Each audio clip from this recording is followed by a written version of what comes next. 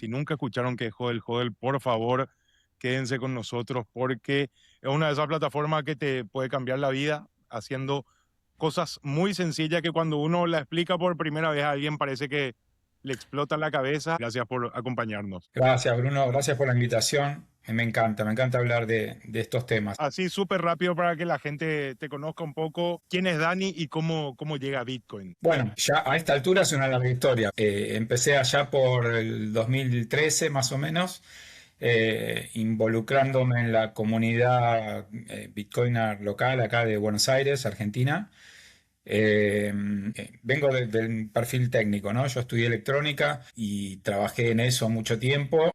Después me especialicé específicamente en audio profesional y trabajé mucho tiempo en conciertos y grabando discos y estas cuestiones, pero siempre muy interesado en los temas técnicos, ¿no? Y leyendo foros así en internet, de pronto me crucé con alguien que estaba hablando de Bitcoin. Yo no tenía idea de qué era eso, nunca había estado en el mercado financiero ni muy relacionado con el dinero en ningún otro aspecto, salvo el de ganar unos mangos para vivir toda la vida. Pero bueno, nada, no tenía ningún background en economía ni nada. Pero me llamó la atención porque decían que era un nuevo dinero digital y bueno, a ver de qué se trata eso. Y en esa época, la verdad que no había mucha información en Internet. Eran los primeros años, digamos, había que meterse en foros muy específicos de criptografía o de cosas muy, muy específicas.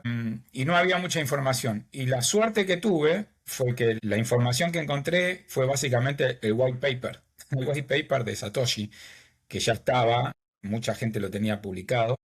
Así que empecé en Bitcoin leyendo el white paper, así que imagínate que afortunado fue lo mío, no había shitcoins, no había nada, no existía ninguna otra cosa, no había ruido circunstante. Entonces, nada, cuando lo leí quedé impactado porque dije, wow, esto es muchísimo más de lo que yo imaginaba, esto es básicamente una revolución global en muchos aspectos, no solo en lo monetario, ¿no? Sino que y me di cuenta casi instantáneamente que eso iba a tener implicancias en todo, hasta en lo cultural, te diría. Y bueno, a partir de ahí empecé a meterme un poco más.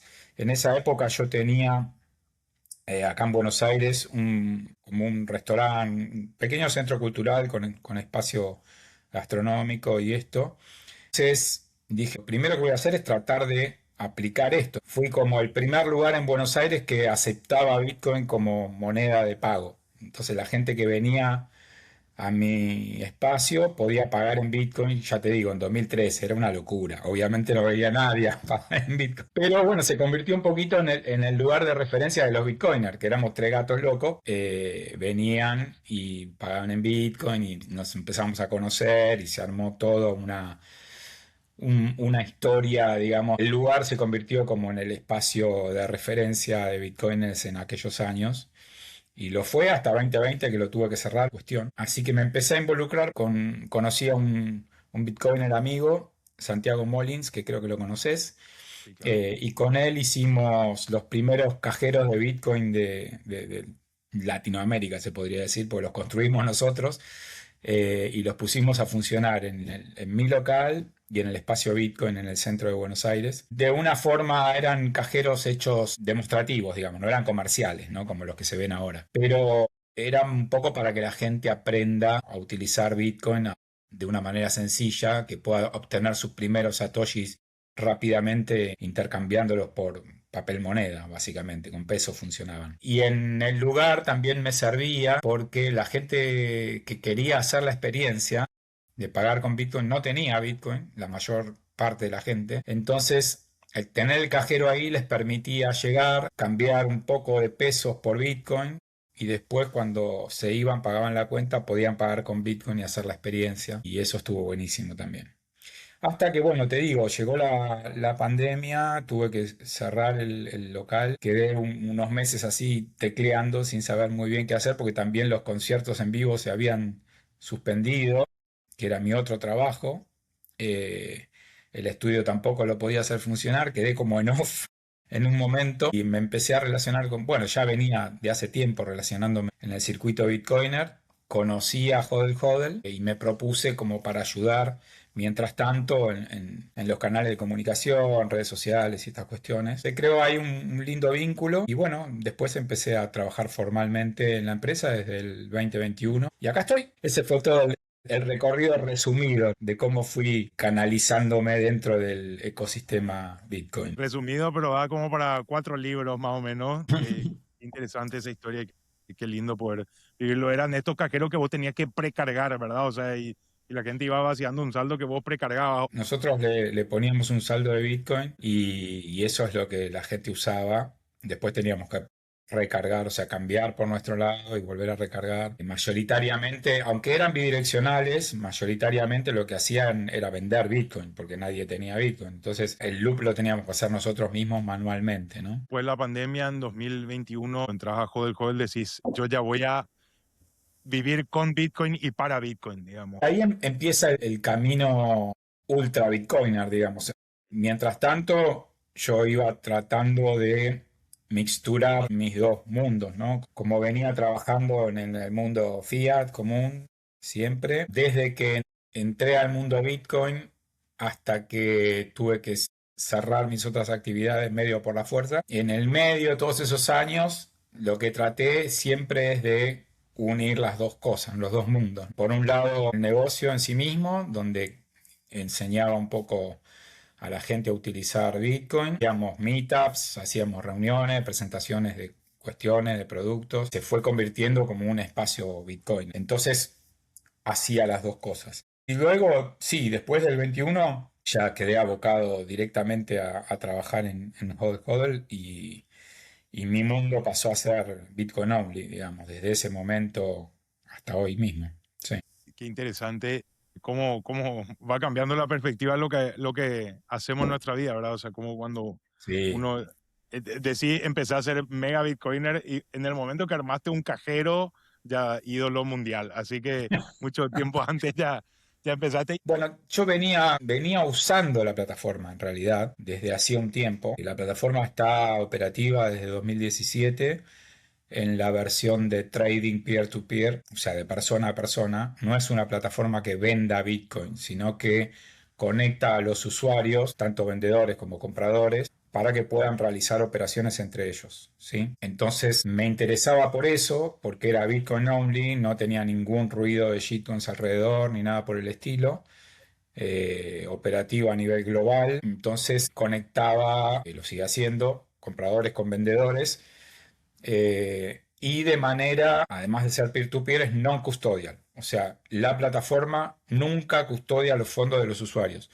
Ni fiat ni Bitcoin. Entonces uno se pregunta, ¿cómo puede ser? Entonces, ¿cómo funciona? Bueno, nos aprovechamos de una de las características salientes de Bitcoin, que es la posibilidad de las direcciones multifirma. Para el que no sepa de qué se trata, la dirección de Bitcoin puede ser de una sola firma, o sea que yo controlo con mi private key, con mi firma, los fondos que están en esa dirección, o pueden existir direcciones multifirma, que quiere decir que varios firmantes tienen control sobre los fondos que están en esa dirección. Eso está en Bitcoin hace muchos años. Fue uno de los primeros desarrollos que se incorporaron después de que Satoshi dejó el desarrollo. Y es muy interesante porque entonces aquellos fondos que estén alojados en una dirección multifirma solo pueden ser movidos si hay una cantidad de firmantes requeridas por esa dirección. En el caso de Hodl Hodl usamos lo que se llaman direcciones multifirma 2 de 3.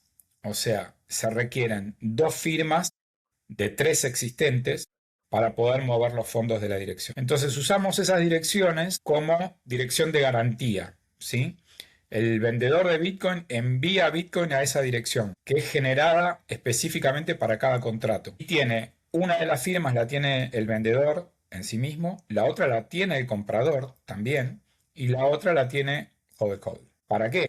Para resolver algún caso de disputa si se llegara a dar entre los usuarios, ¿sí? Hodl Hodl no utiliza su firma nunca, salvo en caso de una disputa. Entonces es así de sencillo. El vendedor envía los bitcoins que quiere vender a la dirección creada para ese contrato. Esos bitcoins quedan bloqueados ahí definitivamente porque ninguno con su firma puede moverlos. Se requieren 2 firmas. Entonces el comprador hace el pago por el medio que hayan acordado en el contrato, que puede ser una, una transferencia bancaria, puede ser al sistema de pago tipo Wise, Revolut, PayPal, cualquiera de estas cosas. Eso se acuerda previamente a realizar el contrato, ¿no? Está en la oferta misma de cada usuario.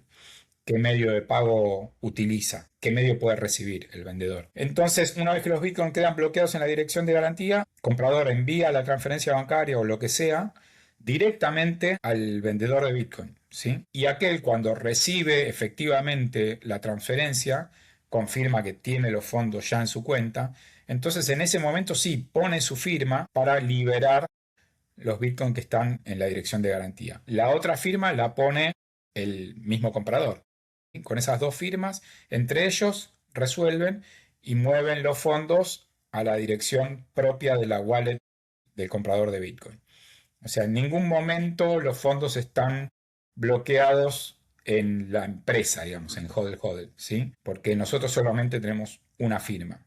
En el caso de disputa, bueno, ahí sí se ve qué pasó, porque siempre en estos sistemas peer-to-peer siempre hay gente que se quiere aprovechar del otro, ¿viste cómo es? Este mundo no es perfecto, lamentablemente. Hay gente que siempre está buscando la forma de engañar a otro. Entonces, en el caso en que el comprador diga, bueno, sí, ya te envié la transferencia y no la envió, o lo que sea, la contraparte puede iniciar una disputa y bueno, en ese caso entra el equipo de disputas de HODL HODL a chequear información y va a solicitar comprobantes de transferencia, comprobantes de todo digamos, la recepción del otro para chequear entre los dos a ver qué estuvo pasando. Y bueno, finalmente se va a tomar una resolución de quién fue el que tuvo la razón y quién trató de estafar al otro, ¿no?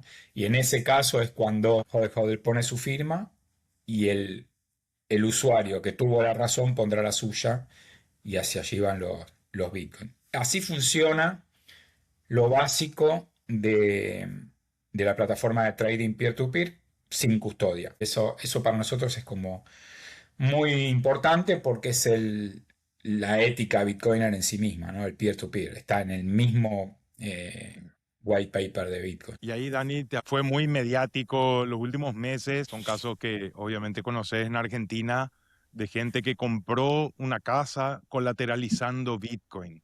¿Cómo es ese servicio en HODL HODL de Bueno, colateralizar Bitcoin? sí, esa es otra plataforma que tenemos, que es la plataforma de lending, de préstamos. Bueno, ya no para comprar una casa, porque eso es, o sea, estamos hablando de un volumen importante. Pero el concepto que me interesa que la gente entienda es que Bitcoin, de a poco, con los años, se fue convirtiendo en el mejor colateral posible, ¿no? No existe algo tan líquido, tan instantáneo como Bitcoin si es necesario liquidarlo, ¿no? Hasta ahora en los sistemas bancarios lo que ves a nivel préstamos es hipotecarios, o sea, donde la gente hipoteca su propiedad como para los préstamos, ¿no?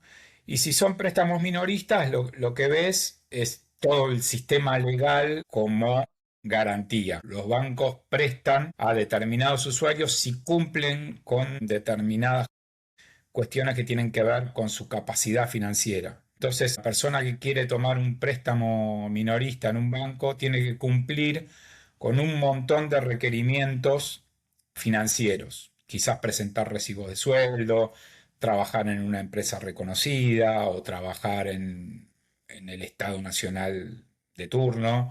Varios requerimientos que le permitan al banco tener cierta confianza de que aquella persona va a devolver el préstamo en tiempo y forma. Algunos otros sistemas de préstamos minoristas que pueden aceptar, por ejemplo, un auto como colateral. Acá eso se ve en algunos lugares. Pero bueno, siempre tenés implícito por debajo el sistema legal, porque en el caso de que las cosas fallen, o sea, que el usuario no devuelva el préstamo en tiempo y forma, el banco o la institución financiera, quien sea que haya prestado, tiene que recurrir al sistema legal, básicamente, para poder liquidar ese colateral, ¿no? Sea el que sea.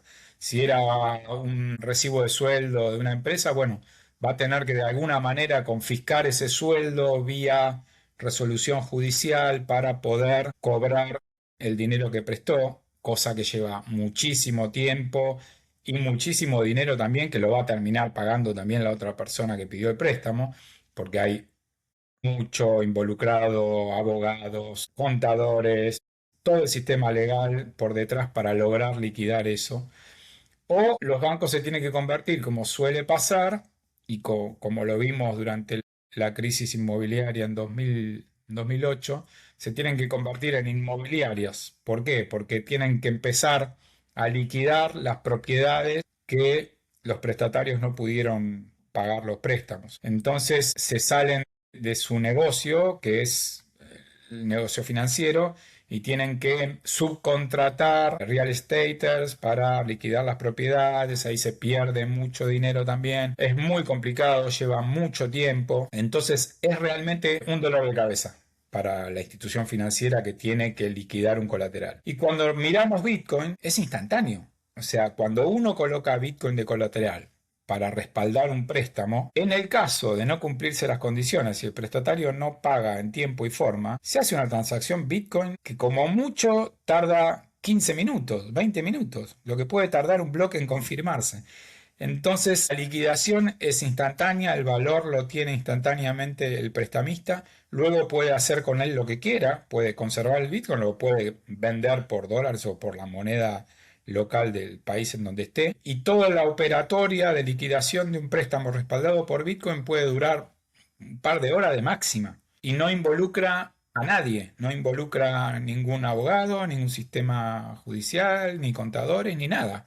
Es todo automático. Esto que lo estamos viendo ahora, todavía no lo entendió el sistema financiero tradicional, todavía no lo entendieron, o lo entendieron muy pocos casos, aún muy pocos bancos entendieron que Bitcoin es el mejor colateral existente y lo será por siempre. Entonces, la mayoría de los bancos y los prestatarios siguen utilizando el viejo sistema sin darse cuenta que hoy en día ya hay una herramienta que cambia para siempre el sistema de préstamos y que tienen que empezar a por lo menos mojar ahí el dedito gordo del pie para entender cómo funciona esto y todos los beneficios que acarrea. Por eso, después de varios años de trabajar con la plataforma de compraventa de Bitcoin, se decidió lanzar la plataforma de préstamos por dos razones principales. Primero, porque el bitcoiner realmente bitcoiner cobra inclusive su trabajo en Bitcoin, nunca tiene fiat para comprar Bitcoin,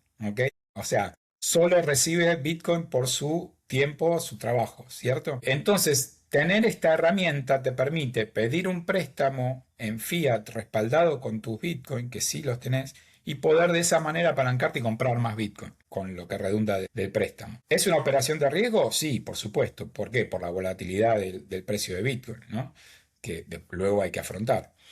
Pero es una posibilidad. Y por el otro lado, tenemos a todas aquellas personas que fueron comprando Bitcoin de a poco, lo tienen como respaldo, y en el momento que necesitan el dinero, les da cosa vender los Bitcoin, porque le costó tanto esfuerzo, tanto tiempo conseguir ese respaldo que tiene para sí mismo y para sus hijos y lo que sea, que venderlo por una situación específica te hace mucho ruido. Entonces, ¿qué mejor que ponerlo de colateral y tomar un préstamo para afrontar esa liquidez necesaria en el momento que la necesites y luego ir pagando ese préstamo con tus ingresos normales de tu trabajo? Cuando termina el periodo del contrato, recuperas los bitcoins que dejaste en garantía, ¿sí? Y nunca los tuviste que vender. Y pudiste afrontar los gastos que tenías que afrontar, sea lo que sea. Entonces, esas principales dos razones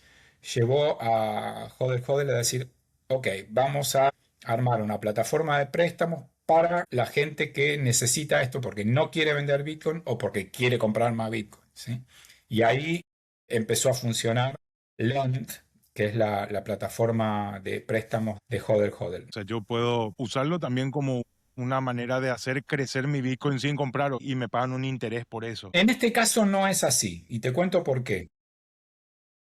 Justamente por esto que te venía diciendo, Bitcoin es el mejor colateral posible, pero prestarlo es un riesgo enorme para el Bitcoiner, ¿sí?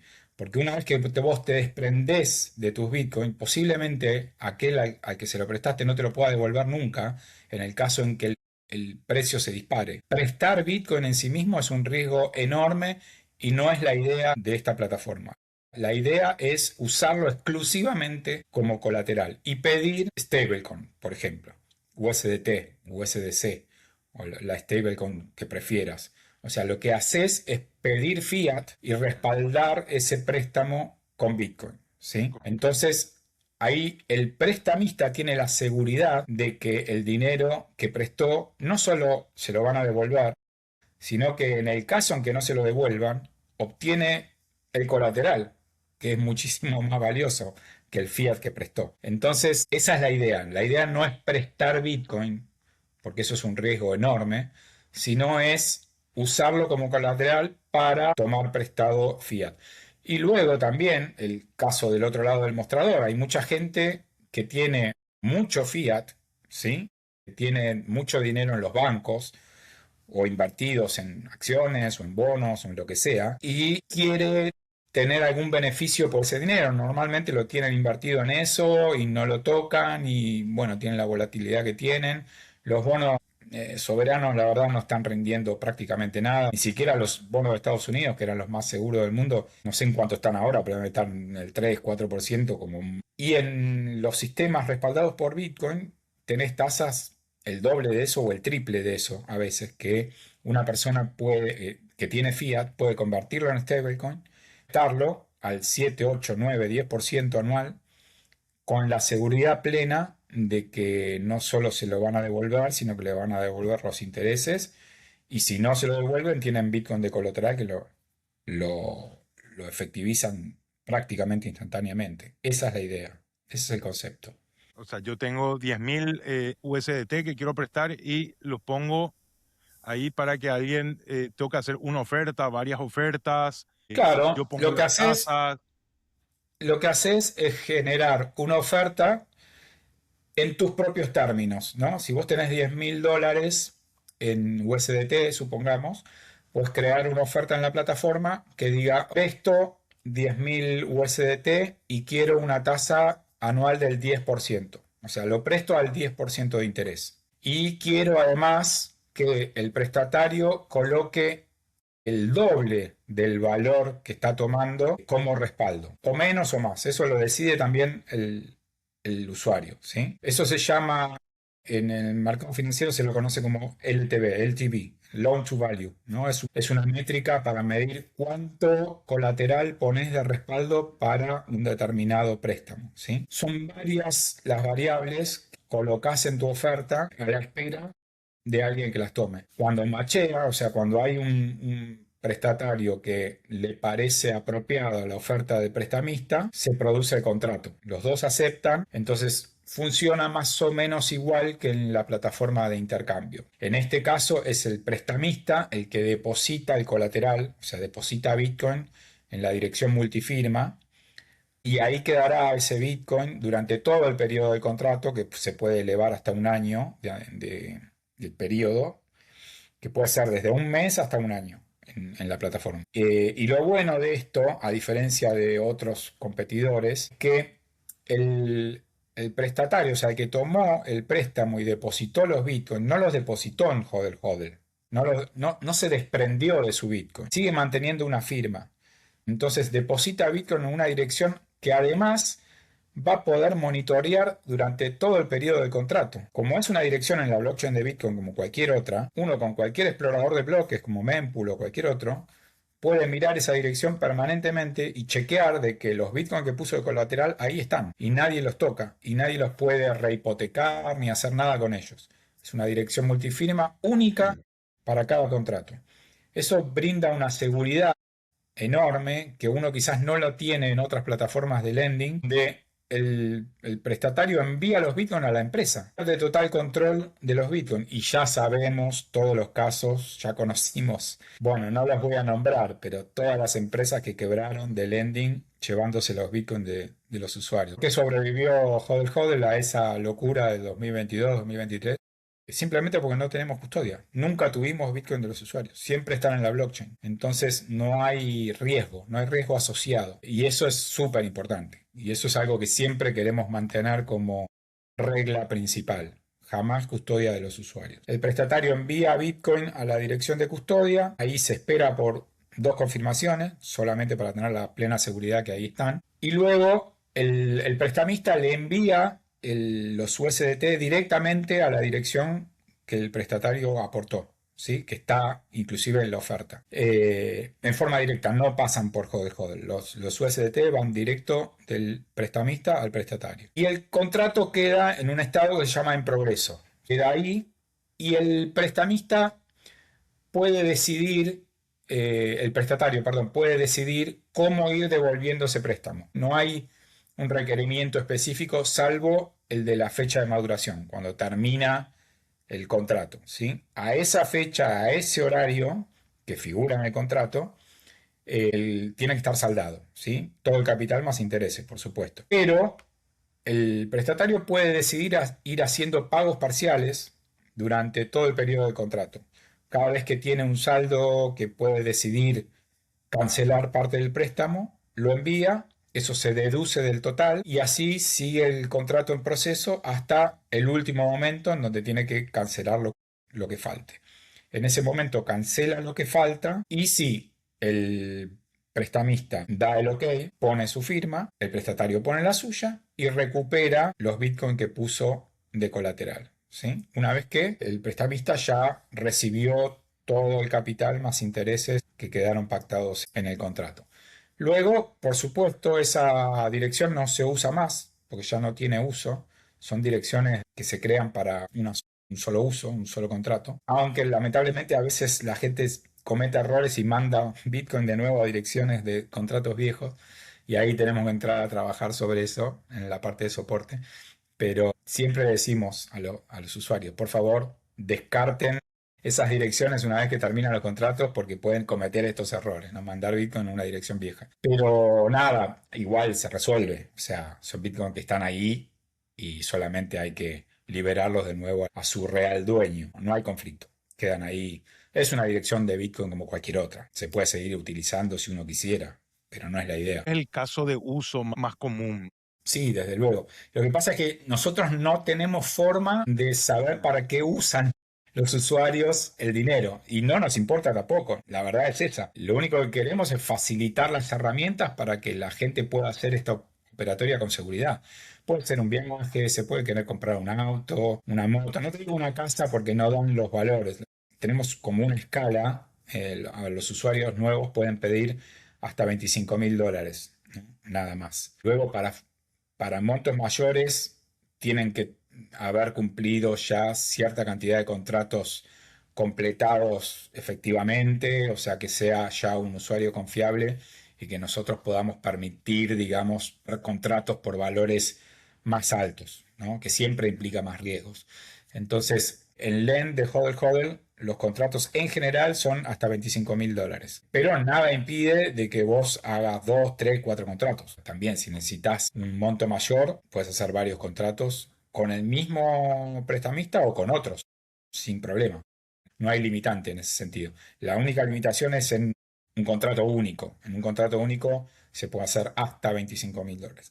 Salvo que después puedas pedir que se eleven esos límites, pero ya tenés que ser un usuario que haya hecho más de cierta cantidad de contratos completados con éxito. Pero bueno, los casos de uso, ya te digo, puede ser cualquiera. No tenemos un registro porque realmente no nos importa. Esa es la realidad. Pero cualquier necesidad de tener liquidez instantánea, además, porque acá no tenés que esperar que te la apruebe el banco ni nada. Cualquier necesidad de liquidez instantánea entre 50 y $25.000 lo podés hacer sin ningún problema. ¿Cuánto es el promedio de tiempo en que se cierra un contrato? ¿En qué pasa? ¿En que recibo los Mirá, $10.000? en la plataforma de lending los contratos se cierran más rápido que en la plataforma de trading. ¿Por qué? Porque no está involucrado el sistema financiero tradicional. No hay bancos involucrados, no hay transferencias bancarias, no hay fiat en ningún lado. Entonces, el Bitcoin que va al colateral se confirma por la red Bitcoin en 15, de máxima media hora, ponerle si no tuviste suerte. Y después el pago en stablecoin también son unos minutos, depende de la red por la que transfieras, ¿no? Hay redes que son un poco más lentas que otras, pero un contrato se puede cerrar en 10, 15 minutos. Es muy, muy rápido comparado con cualquier otra forma de préstamos en instituciones financieras que elijas en cualquier lugar del mundo. O sea, no, es impensable obtener un crédito de $25.000 en 15 minutos en una institución bancaria. Olvídate, no hay chance. Bueno, vos lo sabe todo el mundo. Es prácticamente imposible. Primero, porque la barrera principal es entrar al sistema financiero. O sea, la gran mayoría en nuestros países, en Latinoamérica, la gran mayoría de la gente no está bancarizada siquiera. O sea, ese es un gran problema. Ahora creció un poco ese número, pero hasta hace unos años era imposible que la mayoría de la población de un país tuviera una cuenta bancaria y tuviera acceso al crédito. Hoy en día está un poco mejor porque tenemos un montón de estas empresas fintech que generaron aplicaciones y todo funciona un poquito con menos cantidad de regulaciones, digamos, pero finalmente igual tenés ese filtro. Tenés que tener acceso al sistema financiero. Y una vez que tenés acceso, tenés que cumplir con un montón de requisitorias para entrar a la parte de préstamos. Uno puede tener una cuenta bancaria, hacer transacciones y esto por pequeños montos, con una tarjeta de débito, ponele, o hasta poder llegar a tener una tarjeta de crédito muy básica, con límites bastante bajos, pero luego acceder al sistema de préstamos ya es otro trámite y tenés que cumplir con otros requerimientos. Eh, en el sistema Bitcoin, en el Bitcoin estándar, digamos, a nadie le importa quién sos. ¿Por qué? Porque vos tenés el activo más importante de la historia, que es Bitcoin. Y a nadie le importa si sos un, no sé, un carnicero o vendés telas o... No importa, vos tenés el colateral, tenés el respaldo necesario para soportar el crédito que estás pidiendo. Y si no lo devuelves en tiempo y forma, se quedarán con tus bitcoins, cosa que sería una pena. Entonces, se requiere ninguna investigación financiera del prestamista y del prestatario.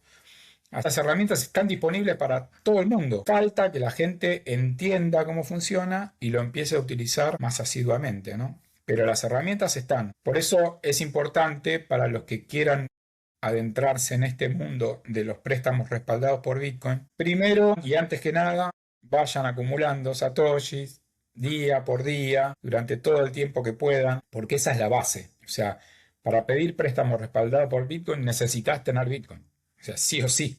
Nadie te va a dar un préstamo si no tenés con qué respaldar. Entonces, por eso hay dos plataformas, ¿no? La plataforma de trading, que es básicamente de compra-venta de Bitcoin, donde puedes comprar Bitcoins sin ningún tipo de trámite, sin KYC, como se dice. No tenés que mostrar ningún tipo de documentación ni nada, simplemente porque le estás comprando a otra persona que tampoco le interesa mucho con quién está haciendo la transacción. Entonces, de esa manera, primero vas acumulando Bitcoin en la plataforma de compra-venta y luego cuando tenés la cantidad suficiente, puedes aprovecharte, apalancarte en esos Bitcoin que tenés de resguardo y obtener liquidez instantánea en fiat para moverte por la vida y hacer lo que necesites hacer sin vender tus Bitcoin. Y eso es importantísimo. Mucha gente siempre me pregunta, bueno, sí, pero tenés que devolverlo y después cómo haces y si no te alcanza. Lógico que vas a devolver el préstamo que pediste, pero tenés que ser responsable de pedir aquella cantidad que sabes que podés afrontar, ¿no? Que podés ir pagando con tu trabajo durante el periodo del contrato sin problema y cancelarlo a tiempo. Y aún si tuvieras problemas para cancelarlo, también podés hacer un roll-up del crédito, esto que se llama rolar los préstamos, ¿no? Puedes pedir otro préstamo para pagar el anterior y alargar un poco el plazo para que te dé aire para juntar más y poder devolverlo, ¿sí? Eso también se puede hacer. El tema es que tenés que tener siempre el colateral necesario para rolear el préstamo. Pero bueno, es todo un mundo nuevo que a mí me gusta venir a estos espacios como el tuyo para explicarlo, para que la gente empiece a hacerse un poco la idea de cómo funciona y aprovecharse de estas herramientas, ¿no? Que son además herramientas para todo el mundo. Acá no hay limitaciones. Todo aquel que pueda tener Bitcoin de respaldo puede acceder a estos préstamos sin tener que hacer ningún trámite burocrático de ningún tipo. Y eso es re importante, sobre todo en nuestros países. O sea, yo puedo tener un dinero remanente que no utilizo y lo puedo prestar a una tasa mayor que un fondo, que un bono del tesoro. Creo que la tarea de la persona que le suena interesante esto es leer un poco y está perfecto que no te termine de convencer. Puedes ver que es súper seguro, que vos puedes prestar tu dinero. Primero que en muy pocos lugares se te habilita a prestar dinero de $1.000, $2.000. O sea, ese también es un negocio exclusivo de ciertos grupos de poder y a partir de ciertos montos, ¿verdad? Acá estamos hablando, decía recién, desde $50 puedo prestar, ¿verdad? Entender el juego financiero.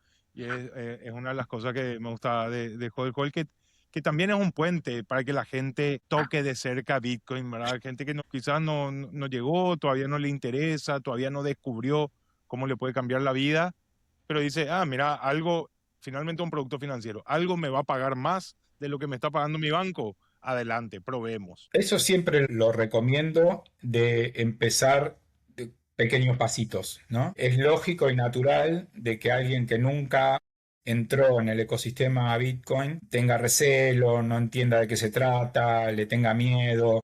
Es totalmente normal.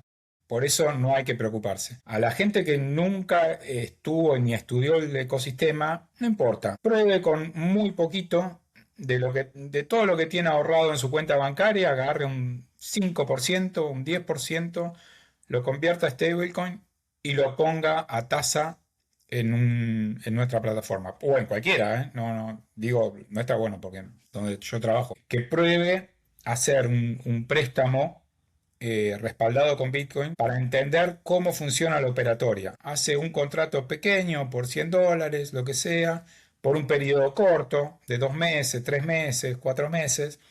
Hace todo el ciclo, entiende cómo funciona el proceso y luego, si le pareció que está bien y que la tasa fue realmente interesante como lo es hoy en día, puede probar con un poquito más, hacer otro préstamo ya en vez de $100 poner 500, ver cómo le va y así ir escalando por etapas en la medida que vaya sintiéndose cómodo en la operatoria y cómodo también en el uso de Bitcoin, ¿sí? Porque si se da la desgracia de que no le devuelven el préstamo en tiempo y forma, quizás tenga que utilizar los Bitcoin que quedaron en custodia, se le transfieran al prestamista y tiene que saber manejarlos, ¿sí? Y tiene que saber qué hacer con ellos, si venderlos, si quedárselo, cómo se los va a quedar. ¿Sabe lo que es la autocustodia?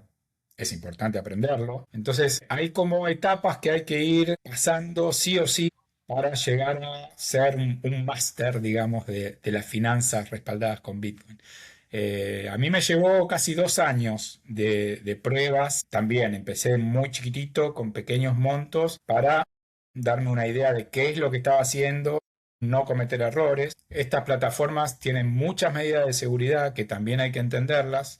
Hay que saber qué es el FA, el segundo factor de autenticación, porque hay que usarlo. ¿Sí? Nuestra plataforma tiene eso por default, no es algo que alguien decida usar o no. No, hay que usarlo sí o sí, porque es la forma de evitar que te capturen la cuenta, por ejemplo. Que cualquiera que pueda acceder a tus credenciales porque cometiste un error, porque pegaste una contraseña en un chat, no sé, cosas por el estilo, que parece una locura, pero a la gente les pasa. Si no tiene un segundo factor de autenticación, le pueden robar la cuenta, con lo cual entras en otro problema.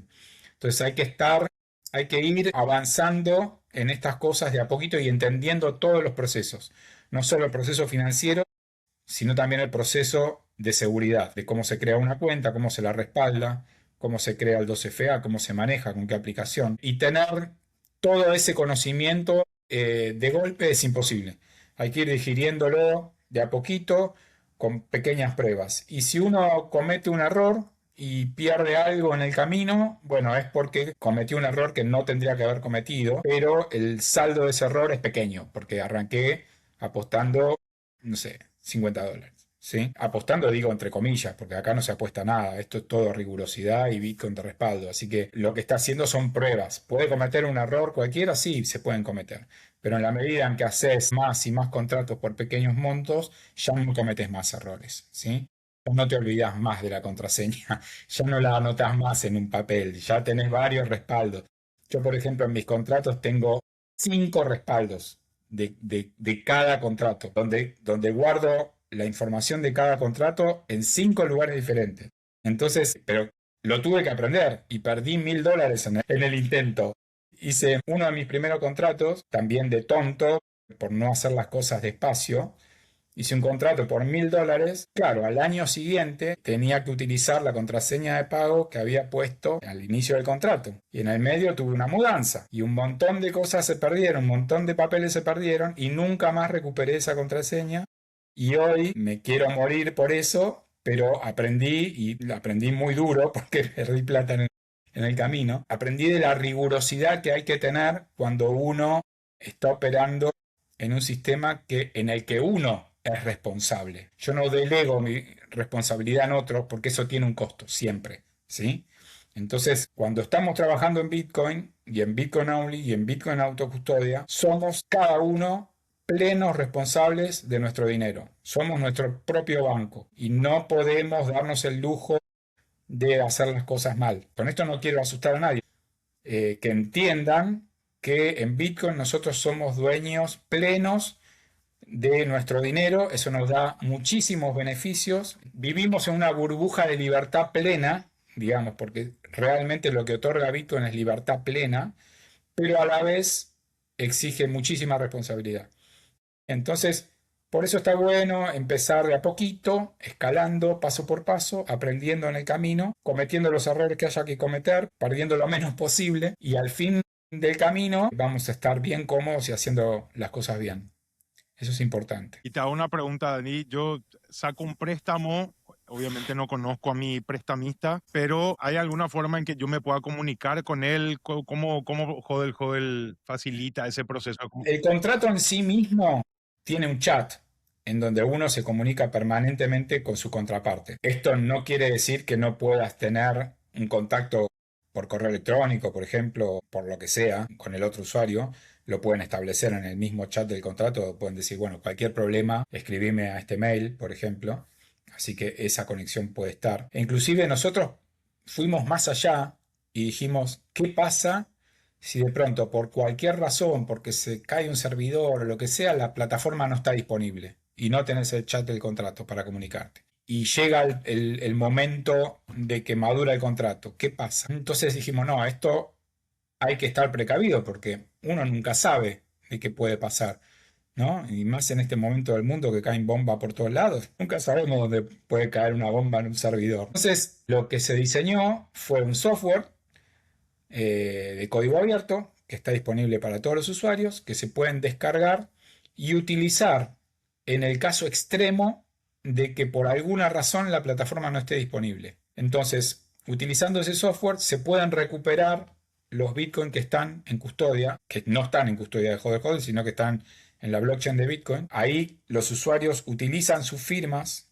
colocándola en este software para recuperar los Bitcoin al momento que sea necesario, independientemente de la plataforma. Así que fuimos más allá todavía, pensando en los casos extremos, como este, con la plataforma no esté disponible. Aún así, los Bitcoins siempre están seguros y se pueden recuperar.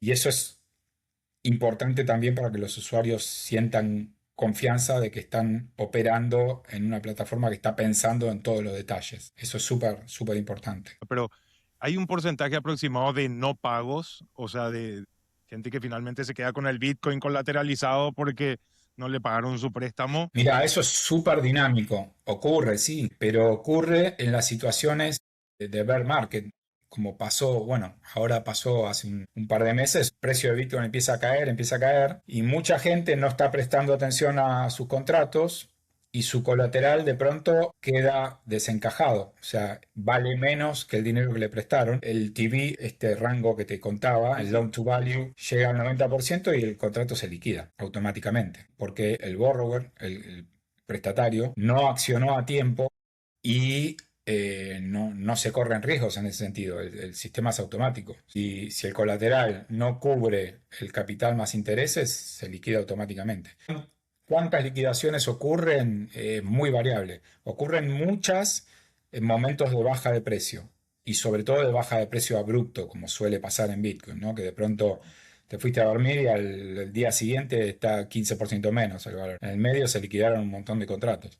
Eso es un riesgo que hay que cubrirse de ese riesgo sobre colateralizando los contratos, pero por bastante, poner el doble, si se quiere, de lo que se está pidiendo prestado. ¿Por qué? Porque una baja del 50% de Bitcoin ya ocurrió y puede ocurrir de nuevo. No es algo muy loco. Entonces hay que prestar atención todo el tiempo al precio de Bitcoin y accionar en consecuencia, ¿no?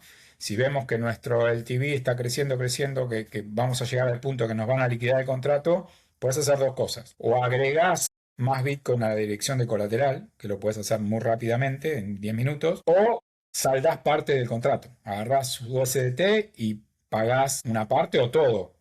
Si ves que Bitcoin van bajada, así no, me quiero liberar de este problema, quiero mis Bitcoin, no los quiero perder, pago todo por anticipado y adiós, recupero mi colateral y me quedo tranquilo hasta el próximo bull market. Y fin, ¿entendés? Pero sí, es importante, el riesgo de liquidación es uno de los riesgos del lending. Entonces es importante estar bien colateralizado, ¿no? Para no tener riesgo de perder tus Bitcoin, que es justamente lo que no se quiere, ¿no? Por eso estamos haciendo estos préstamos, para no vender Bitcoin cuando necesitamos dinero. Esa es la idea principal. Y bueno, lo otro, ¿no? Aquellos que tienen mucho fiat, se les está derritiendo con la inflación. Es como tener fiat hoy en día, es como tener, como decía Saylor, ¿no? Una barra de hielo, caminando con una barra de hielo por el Sahara. Es más o menos, ¿no? ¿Cuánto tiempo podés caminar? Y no mucho, se te va a derretir. Entonces, tener fiat y no hacerle intereses es perder todo tu capital, o sea, descapitalizarte básicamente. Entonces, Si tienen un repositorio o si ingresan a Hodl Hodl, van a recibir asistencia humana. la empresa es muy humana todavía, aún en los tiempos de las AI, de la inteligencia artificial, sí la usamos un montón, pero internamente, no así para la asistencia a los usuarios. Somos personas de carne y hueso. Por eso pueden ver que quizás el mail que mandan no se contesta a los 10 minutos, sino que se contesta en un par de horas, porque somos personas que estamos en la parte de soporte y leyendo cada uno de los mails, no se pasa ninguno por alto. Y bueno, le damos atención personalizada eh, a cada caso. Por suerte no hay muchos problemas, las cosas funcionan bastante bien. Los problemas que suelen aparecer, como te dije antes, son derivados del sistema Fiat, no de Bitcoin ni de HODL HODL, pues las cosas funcionan bastante bien. Pero el sistema Fiat mete la pata, se bloquean transacciones. Algunos usuarios poco experimentados por ahí creen que el otro, que su contraparte no le quiere pagar o cosas por el estilo, entonces nos escriben, mi contraparte no me quiere pagar. Y en realidad la contraparte le pagó, pero el banco no hizo la transferencia por X razón, ¿no? Por lo que sea. Entonces hay que poner paños fríos, explicarle a los usuarios que estas cosas pasan, que las transacciones SEPA pueden tardar hasta 4 días, hasta 5 días en acreditarse en algunos casos. El sistema Fiat mete mucho ruido, es un problema grande. Por eso ahora estamos contentos y de paso te meto el chivo de que ahora vamos a lanzar la plataforma vía Lightning. O sea que va a acelerar muchísimo más los procesos de compraventa de Bitcoin. Lamentablemente no podemos acelerar el sistema bancario, así que ese ruido va a estar siempre ahí. Pero la parte de Bitcoin va a ser aún más rápida porque vas a poder operar en Lightning. O sea, vas a poder mandar el Bitcoin que querés vender instantáneamente al colateral vía Lightning. Y eso ya está funcionando en testnet, el que lo quiera probar lo puede probar. Y en mainnet va a estar en pocos días o como mucho en la semana que viene ya lo van a poder utilizar. O sea, lo que decimos que por la red y por las confirmaciones tarda 15 minutos, ahora lo hacemos así en segundos. Instantáneamente, pocos segundos. Así que el proceso de compraventa va a ser aún más rápido. Salvo que el sistema de pago meta la cola, ya sea sistema bancario o las aplicaciones de pago. que también tienen limitaciones, depende de los montos, depende de la antigüedad de la cuenta del usuario, si se hace instantánea o no. El sistema Fiat no es algo que sea confiable para nada, y menos en cuestión de tiempos, es un desastre. Así que bueno, hay que tenerles paciencia, ya llegarán a Bitcoin.